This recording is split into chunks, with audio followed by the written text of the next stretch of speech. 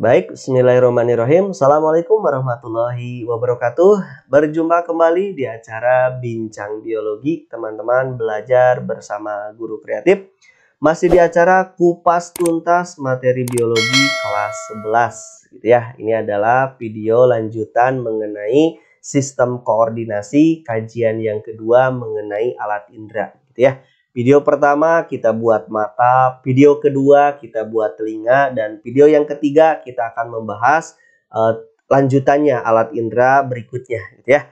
Nah, apa saja alat indera yang akan kita bahas selanjutnya? Ini dia teman-teman, sempat kemarin kita bahas sampai nomor 3 ini ya. Oke, baik. Alat indera yang ketiga.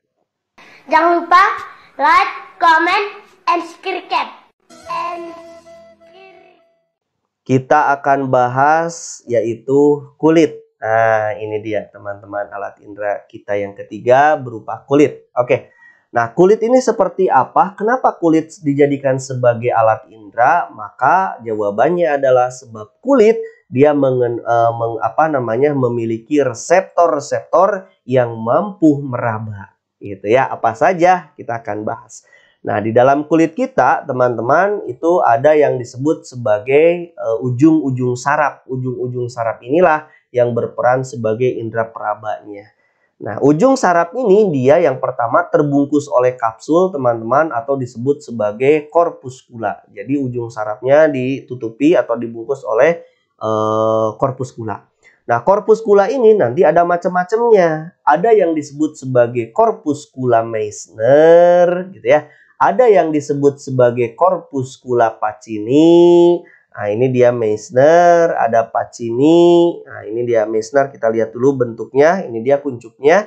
Nah, korpuskula Meissner seperti ini. Terus ada korpuskula Pacini. Nanti kita akan lihat Pacini, dia bentuknya seperti ini. Ada Rupini, Rupini itu dia bentuknya seperti ini, teman-teman. Dan ada korpuskula Krauss. Nah, Krauss ini dia bentuknya seperti ini. Nah, ini dia, gitu ya. Nah, ini adalah bentuk-bentuk dari ujung saraf yang terbungkus atau disebut sebagai korpuskula. Kita bahas satu-satu ya. Yang pertama, teman-teman, ada korpuskula Meissner. Meissner ini dia letaknya itu lebih sangat berdekatan dengan permukaan kulit, teman-teman. Nih, tepatnya ada di sini ya. Oke, ini tepatnya ada di sini, di dermis ya. Tetapi bersentuhan berdekatan dengan daerah-daerah dekat ke epidermisnya ya. Nah, Meissner ini dikarenakan keberadaannya ada di daerah ujung, teman-teman, maka dia punya peran yang penting terhadap reseptor-reseptor sentuhan. Nah, jadi kalau kalian disentuh, maka yang akan menerima rangsangan itu adalah korpuskula Meissner. Yang kedua ada Pacini. Pacini itu dia bentuknya seperti ini, teman-teman. Terus dia lebih ke arah bawah. Dan Pacini itu, teman-teman, dikarenakan dia berada di daerah bawah, maka dianya punya peran yang sangat penting terhadap reseptor tekanan yang kuat. Jadi teman-teman ketika terpukul gitu ya, ketika tertekan oleh apapun, siapa yang akan merasakan rangsangannya adalah reseptor tekanan kuat ini yang kita sebut sebagai korpuskula Pacini gitu ya. Yang ketiga Rupini. Kalau Rupini ini dia letaknya juga ada di bawah, teman-teman, seperti halnya Pacini, namun lebih ke daerah atas. Nah, Rupini ini, teman-teman, dia punya peran sebagai ujung saraf peraba panas. Rupini. Jadi kalau teman-teman misalkan si kulitnya tertempeli oleh benda-benda yang suhunya tinggi atau suhunya panas, maka yang akan menerima rangsangannya adalah Rupini yang ini ya. Nah, dan yang terakhir yang korpuskula itu ada yang disebut sebagai Krause. Kalau Krause kebalikan dari Rupini. Krause ini dia sebagai ujung saraf perasa dingin. Jadi kalau teman-teman tertempeli es misalkan kulitnya, maka dinginnya itu sebagai reseptor yang akan diterima oleh ujung saraf peraba dingin, yaitu oleh Krause ini gitu ya, peraba dingin seperti itu, teman-teman. Terus ada yang memang tidak terbungkus, jadi ujung-ujung sarafnya itu disebut sebagai ujung saraf bebas, makanya disebut ujung saraf bebas atau tidak terbungkus. Yang pertama ada ujung saraf bebas. Nah, yang ini, teman-teman, jadi ujung-ujung saraf bebas yang tidak terbungkus, dia juga lebih berdekatan dengan permukaan kulit. Ini dia reseptor untuk rasa sakit gitu ya, atau geli. Nah, seperti itu. Terus ada juga lempeng Merkel. Lempeng Merkel juga teman-teman merupakan ujung saraf bebas, jadi tidak dibungkus gitu ya. Nah, dia atau disebut sebagai cakra Merkel punya peran ujung saraf perasa sentuhan teman-teman, atau juga tekanan ringan dia bisa. Jadi bisa sentuhan, bisa tekanan ringan. Nah, itu dia cakra Merkel. Nah, adanya ujung saraf bebas, cakra Merkel, Meissner, Ruffini, Pacini, Krauss mengakibatkan kulit dia sebagai indera peraba, gitu ya. Nanti tepat di daerah folikel rambut itu ada yang disebut sebagai plexus akar rambut, gitu ya. Plexus itu dia ganglion saraf, kumpulan dari ganglion saraf yang nantinya menyerapi daerah rambut, gitu ya. Ini namanya plexus akar rambut. Oke, itu dia berbicaranya kulit, teman-teman. Jadi seperti itu ya. Kenapa kulit disebut sebagai indera peraba? Ini jawabannya. Indera peraba selanjutnya adalah lidah, teman-teman. Kita akan bahas lidah. Nah, kalau kita lihat dari strukturnya, maka terlihat lidah kita itu dia terdiri atas otot-otot, gitu ya. Bisa dilihat sama teman-teman. Nah, di dalam lidah kita, teman-teman, terdapat tonjolan-tonjolan atau yang dikenal dengan nama papila-papila yang di dalamnya itu ada puting-puting pengecap. Nah, puting-puting pengecap inilah yang berperan sebagai reseptor. Nanti di dalamnya ada reseptor-reseptor pengecap, gitu ya. Nah, kuncup pengecap ini, teman-teman, dia merupakan kumpulan-kumpulan dari ujung pengecap, ujung-ujung saraf pengecap, yang mereka semuanya peka terhadap rasa. Makanya, kalau berbicara lidah, pasti kita akan berbicara rasa. Jadi, sebagai indera pengecap, gitu ya. Nah, lidah itu banyak tonjolan-tonjolannya atau papila-papilanya. Ada yang disebut sebagai papila piliformis, gitu ya. Ini dia, teman-teman, piliformis atau piliform. Dia bentuknya itu seperti benang. Papila ini merupakan papila peraba, teman-teman, dan dia tersebar di seluruh permukaan lidah. Jadi papila piliform dia merupakan papila benang yang terdapat di seluruh dari permukaan lidah. Terus yang kedua ada papila circumvallata. Kalau papila circumvallata ini, teman-teman, dia dilingkari oleh saluran. Jadi ada dilingkari oleh saluran, di mana papila pengecap ini dia berbentuk bulat dan tersusun seperti huruf V. Jadi huruf V, gitu ya. Huruf V-nya tetapi terbalik ke bawah. Gitu ya. Adanya di mana? Itu dia berada di belakang-belakang lidah. Kebanyakan itu adalah circumvallata, gitu ya. Huruf V kebalik. Terus ada papila pungiformis. Kalau papila pungiformis ini dia merupakan papila pengecap, teman-teman, berbentuk kepala jamur. Gitu. Berbentuk kepala jamur di mana? Itu dia kebanyakan terdapat di tepi-tepi lidah di tubuh kita, gitu ya. Dan yang terakhir ada papila yang berbentuk seperti daun atau papila poliata, gitu ya. Nah, papila poliata ini, teman-teman, dia terdapat di pinggir-pinggir lidah juga, gitu ya, di pinggir-pinggir lidah. Nah, ini dia poliata, pungiformis, nanti ada circumvallata yang berbentuk V terbalik di daerah belakang. Nah, kalau kita perbesar, teman-teman, kuncup-kuncup pengecap ini atau papila-papila ini, maka strukturnya seperti ini. Bagian teratasnya ada yang disebut sebagai pori perasa. Turun ke daerah bawah itu ada mikropili-mikropilinya.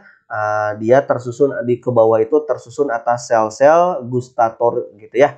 Gustatori, ini dia sel-sel di dalam kuncup-kuncup pengecap atau papila-papila. Dan di setiap sel gustatori ini, teman-teman, itu di dalamnya ada sel-sel transisi, gitu ya. Jadi berdekatan dengan sel saraf itu dia ada yang disebut sebagai sel transisi. Jadi ada sel gustatori, ada sel-sel transisi.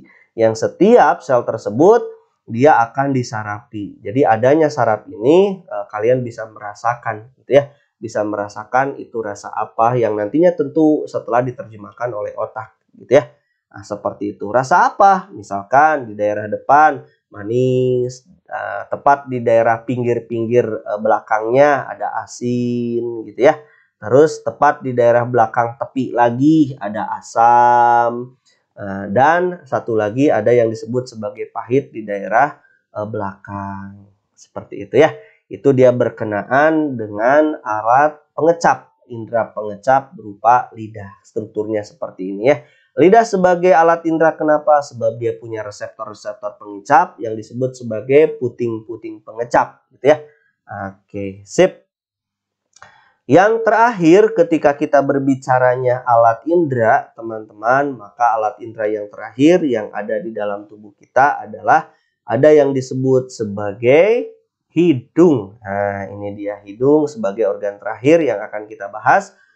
Sebagai indera pembau, teman-teman, tentu hidung itu dia memiliki sel sensori atau penerima rangsang gas kimiawi atau disebut sebagai kemoreseptor, gitu ya. Nah, di dalam hidung kita, teman-teman, terdapat lapisan yang disebut sebagai lapisan epitelium. Nah, lapisan epitelium ini, teman-teman, terletak di sebelah dorsal rongga hidung, gitu ya. Jadi di daerah dorsal di sini nih, rongga hidung kita.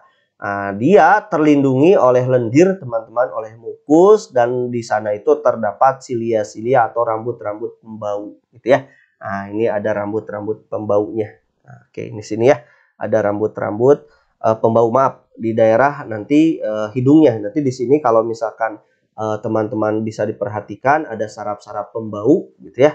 Nah, tepat di rongga hidung di daerah dorsalis gitu ya. Ini ada rambut-rambut di sininya. Nah, di dalam rongga hidung kita, teman-teman, kenapa dia disebut sebagai kemoreseptor? Maka dia berbicara dikarenakan si hidung itu dia mampu menerima molekul-molekul yang larut di dalam air gitu ya.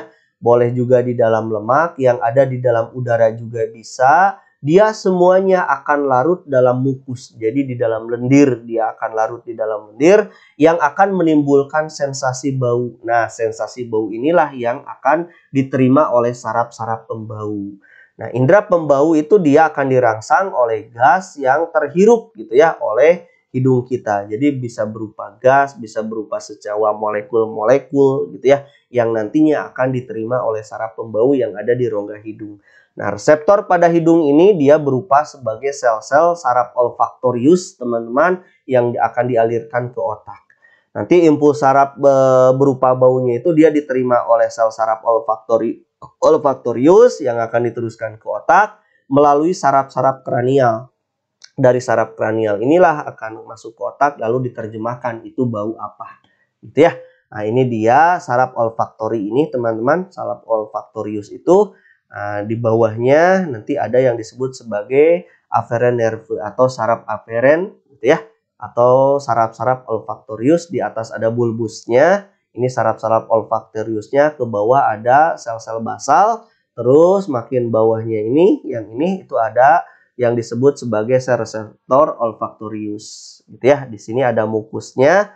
Di setiap mukus itu, setelah di mukus itu kan ada molekul-molekul yang sudah larut gitu ya, atau juga ada berupa gas yang larut yang masuk ke mukus ini lalu nanti akan ditangkap oleh rambut-rambut olfaktorius yang nantinya akan diedarkan ke saraf olfaktorius atau saraf pembau yang akan diterjemahkan oleh otak. Di otak itu diterjemahkan bau apa gitu ya. Itulah hidung sebagai saraf pembau dimasukkan ke dalam alat indera yang kelima ini ya. Oke. Nah, itu dia kajian teman-teman mengenai alat indera yang telah kita bahas, yaitu ada 5 kajian gitu ya.